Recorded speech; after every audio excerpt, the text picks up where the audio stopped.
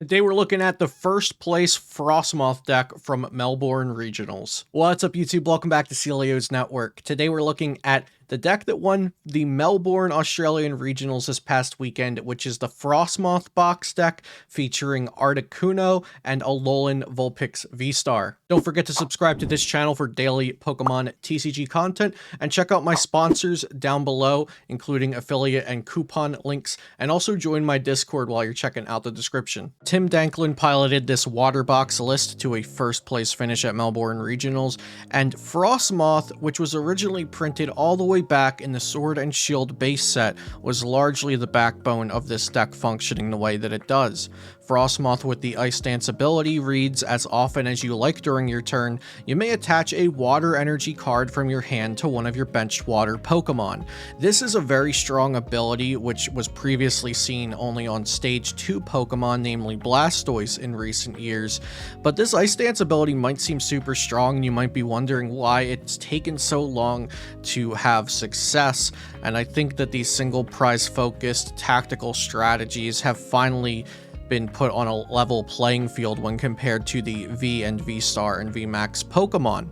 This is a deck I'm actually really excited to talk about and play today because myself and my testing group worked on Frostmoth Box, a very different version back then, but we did work on Frostmoth Box a lot leading up into North American International Championships, and some of my friends actually did end up playing it there. This deck is going to be really good in our current meta because of this Articuno with Wild Freeze. It does 70 damage, and it also does 50 damage to itself, and your opponent's active Pokemon is now paralyzed. Lugia VSTAR decks, which are very popular and very strong, typically play 0 ways to switch Pokemon aside from actually just retreating, and you can't retreat when you're paralyzed, so Articuno is very good against Lugia decks that are playing no way around this card, and even if they're just playing one Bird Keeper, one Switch, one Charon's Care, it should probably be fine against those decks as well, since they're only going to be getting out of this ability, or out of this paralysis effect, just one time. Alolan Vulpix VSTAR is also a really great counter card once you know what is going to show up at a tournament.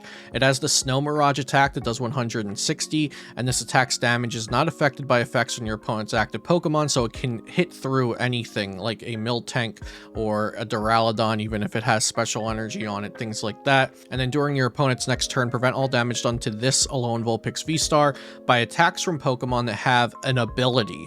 And you'll notice a lot of strong Pokemon, Lugia VSTAR, Arceus VSTAR, Palkia VSTAR, Kyurem VMAX, they all have abilities. Snow Mirage will stop incoming damage from them next turn. And then its VSTAR power attack, Silvery Snow Star, does 70 damage times the amount of opponent's Pokemon V in play, and it is a free attack. It costs 0 energy. This one's especially good against Mew VMAX. If you attack with Drapion V and bench Alolan V in the same turn, they can't deal with both of those threats, so you'll typically win if you're playing against a fully Mew VMAX deck, if you're not playing against one of the Meloetta versions. But even if you are, and you've taken care of the Meloettas early, you can get a checkmate board position versus Mew VMAX that way. Nessa is also going to be a pretty important card in this deck. It will allow us to just recycle our Radiant Greninjas, our Articunos, our Inteleon line, our Water Energy pretty freely. It's a really busted card for this type of deck. And the last card that I want to mention by name here is Emergency Jelly, which is a Pokemon tool card. At the end of each turn, if the Pokemon this card is attached to has 30 HP or less remaining and has any damage counters on it, heal 120 damage from it. So we're going to be attaching that Emergency Jelly to Articuno, so after it uses its Wild Freeze twice, it heals itself back to full health, and you can Wild Freeze a few more times before the Articuno would be in danger of knocking itself out. Time to jump into some games with this deck. If you have any thoughts or comments, leave them on down below, and I hope you enjoyed the gameplay. Pretty good start here, going second against Mew. Second is going to be preferred, so that we can use the Keep Calling ability, use our Irida to get Battle VIP Pass, things like that. We have a lot of strong plays when going second. Our opponent has a fairly set up board, a Fusion Strike Energy on a Mew, passes it over to us, and we don't actually have any of those strong turn 1 going second plays I had mentioned.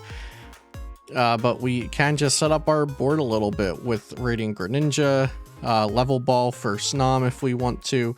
But actually, we need that level ball for Drizzile, so we will just pass here. The opponent drawing some cards, playing some items, as Mew does, and they're going to Psychic Leap into our Sobble, choose to leave the Mew out there, not really knowing what they're dealing with exactly yet. But we can make a, we can hopefully make a Drapion play happen here. And yeah, actually we can just guarantee it since we have Raihan in our hand. So we'll get energy attached to that Drizzile, reattach it so the Inteleon can be an attacker later on, and then take the knockout with Drapion thanks to its ability that makes our attacks free to use, as long as the opponent has enough Fusion, Rapid, or Single Strike Pokemon in play.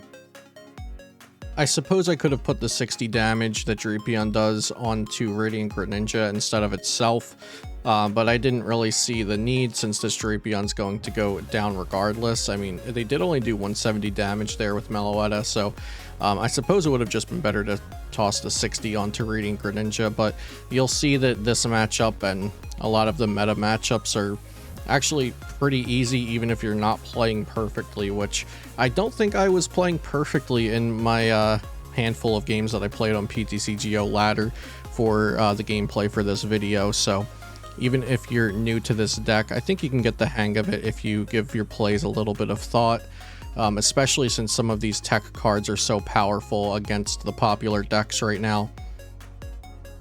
So I'm going to go ahead and get a Alolan Vulpix V, and then I also want to Marnie my opponent. If they aren't able to bring this Alolan Vulpix up and knock it out, I can just win with my V-Star attack from Alolan Vulpix V-Star that I won't even need any energy for, since it is a free attack to use. The opponent is going to use the Star Alchemy V-Star power from their Forest Seal Stone there. They do have Rotom Phone, so I think they should have tried drawing some more cards prior to using the Forest Seal Stone probably, and then see what they still need. But it looks like they didn't have the Mew, the energy. They didn't have the Mew or the energy, or they didn't have that Serena already in hand. So they were missing several of the pieces they need to get the Mew VMAX, the energy, and the boss effect onto the Alolan Vulpix V. As you see, because they just used the Serena to draw cards instead of the Gust effect, which would have been much stronger if they already had the energy in their hand. So unfortunate on their part that they're not able to do that. And I won't win the game here, but what I will do is boss up the Mew. And it's their only Mew, so I'll just take that out of the game, which will cause them to scoop, because then they won't have an attacker for the following turn. And yeah, there's the scoop.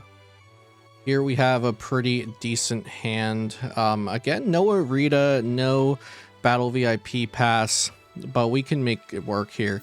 It looks like we're playing against a pretty odd version of Lugia VSTAR, which is playing Raikou V, and they're actually playing multiple Raikou V. Which I know from playing this earlier, but here comes the second Raikou V.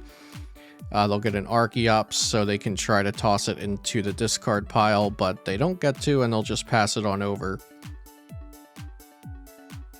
So with the space for the Raikou Vs in the deck, I am assuming that they aren't playing any Birdkeeper or Charon or Espeon VMAX or switches, anything that would be able to counter my Wild Freezes. Now here, I think I should have attached Air Balloon active, retreat into Sobble, and keep calling, but this extra 20 damage actually makes the math work out so that if I can Wild Freeze twice and Quick Shooting twice, I'll be able to knock out that Raikou V mid-turn and then Wild Freeze a new Pokemon. So I was going for that kind of a reach of a play because these PTCGO ladder games really don't have any, there's no risk reward really in them. So if I ended up just dead drawing because of that risky play that I made, then I would just scoop and go to the next game.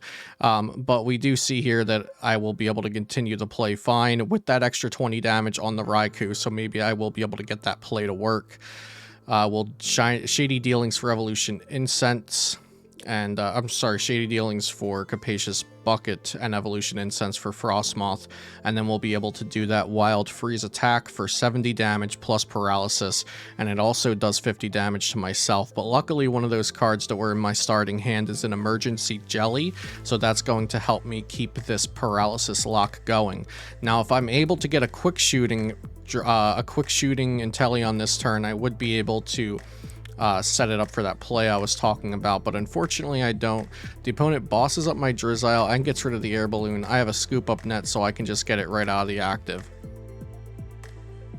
And even if they boss up my Frostmoth, I can just yeah, so there's boss on Frostmoth. That's probably both of the bosses they play in this deck down already, so I don't have to worry about those anymore.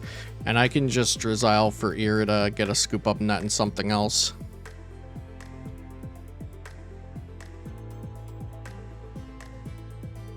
So here's Irida for Alolan Vulpix V and Scoop Up Net. And I can actually send up this Alolan Vulpix V, use its free attack to swing. I'll let them knock out this Alolan Vulpix V so that they don't go after my Snom or my Articuno. I actually really like this play looking back because it's a free attack that doesn't take any energy. Yes, they take 2 prizes, but also I don't care because as long as they don't play switching outs, I'm going to trap their Lugia in the active until the end of time. So I don't even need to draw out of this hand that I have next turn, and then I don't even need to draw out of it the turn after that. I just need, so this turn I didn't need to draw anything, next turn I don't need to draw anything, but 2 turns from now I need to draw something good. And I actually draw a Greninja here, so that'll let me start seeing more cards. I'll just Wild Freeze.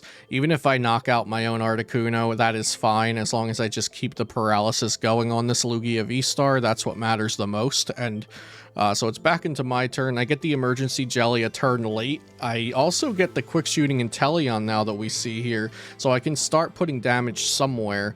The Lugia takes exactly 4 hits from Wild Freeze, so unless you have that Quick Shooting really, really early, it's not going to matter too much mathematically. So I'm going to start setting up damage on the Crobat V to have a lower HP Pokemon that can potentially be the target for the last 2 prizes I'll need to take this game. And I also attach Wash Energy to this Sobble, but I actually should have attached... I'm thinking, should I have attached it to the Frostmoth in case of a third boss's orders in the deck? But that's playing around a little too much, worrying about a third boss's orders. But the Wash Energy is really good because it means I'll be able to attack this turn with Inteleon in the active without retreating or anything. So that'll take the knockout on the active. I don't have any 2 prizers left on the board, and then theoretically I'll just affect paralysis on whatever they bring out until they lose, or I can always snipe the Crobat. I think I'll be 20 damage away from winning next turn by Greninja sniping the Crobat. Unfortunately, I would have needed Quick Shooting to be out for 1 more turn for Greninja to work next turn. I'll miss by 10 damage, but I could just stick this Raikou in the active with Articuno and then finish up on the Crobat later, or even just clean up on the Raikou. I'll have multiple Pokemon to choose from on how I want to win the game. And this board state is really what I'd call a checkmate, because if they were to boss KO my Frostmoth, I would just win by boss KOing their Crobat and knocking it out with the Inteleon. If they knock out the Inteleon, I have my Frostmoth still, so I can just set up an Articuno and lock their Raikou into the active, which is what I'm going to do here. I'll level ball for Drizzile, I'll Drizzile for Nessa, I'll get back Articuno and 3 water energies, and then I can bench the Articuno, use Frostmoth as Ice Stance to accelerate extra energies, and then I'll scoop up Net the Radiant Greninja so that I can save this extra energy in my hand. And then I'll just swing with Wild Freeze. No reason either to accelerate that Emergency Jelly early. I can't use it right now anyway.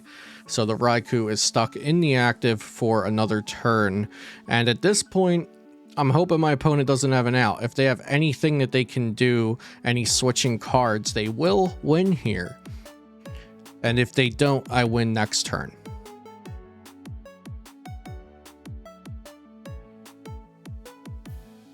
Drawing some more cards with Speed Lightning, drawing some more cards with Fleet-Footed, and just a pass over to me. So I can win here by putting 2 damage counters on the Crobat with quick shooting, getting back some energies. I'll Ice Dance all of the energies in my hand onto Radiant Greninja, retreat my Articuno, and then use Moonlight Shuriken for the final 2 prize cards. Here we have another game against a Mew VMAX Genesect deck, and this time I actually have the Irida in my starting hand. The legendary Irida that I play 4 of is finally here to start the game, so I should be able to do some pretty good stuff with this. Let's see what I fetch with the Irida. So I got a Battle VIP Pass. Nope, maybe Bucket. Maybe Bucket.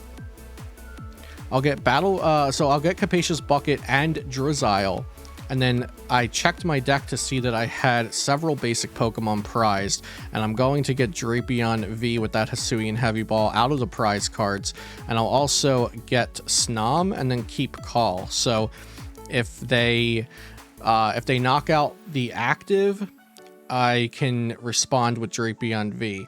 If they boss KO my Snom, I can Drizzile for Irida and Rare Candy into Inteleon and start attacking with that as well. Or, you know, I could always just still go with the Drapion V play as long as they don't put a Path of the Peak in play. But I have multiple options for everything they can do, regardless if it's Rare Candy Aqua Bullet or attack with Drapion, or even power up an Articuno and paralyze with that. Here, I do believe I'll be able to boss up the Mew VMAX and knock it out with Drapion. Yeah. So that's a pretty easy play there. We can also get the Radiant Greninja just to solidify our board more. And while I was playing these games, I don't know why, I was just AFK choosing to inflict a 60 self-damage to Drapion every time. It probably would have just been wiser to toss it on the Radiant Greninja like in game 1, but I was just AFK clicking the Drapion V when I was recording this gameplay, so apologies for that. A little bit of suboptimal play there from Mr. Network. Not something you see every day. So they'll attach Double Turbo, Lost Vacuum their own tool because they don't need it anymore and they want to draw more cards, so they emptied their hand a little bit. Knock out the Drapion V, and I'll promote Drizzile. Now, Alolan Vulpix V was also prized, if I'm not mistaken. No, Alolan Vulpix VSTAR is also prized, so I won't be getting use out of the Alolan Vulpix V, so no reason to even bench it.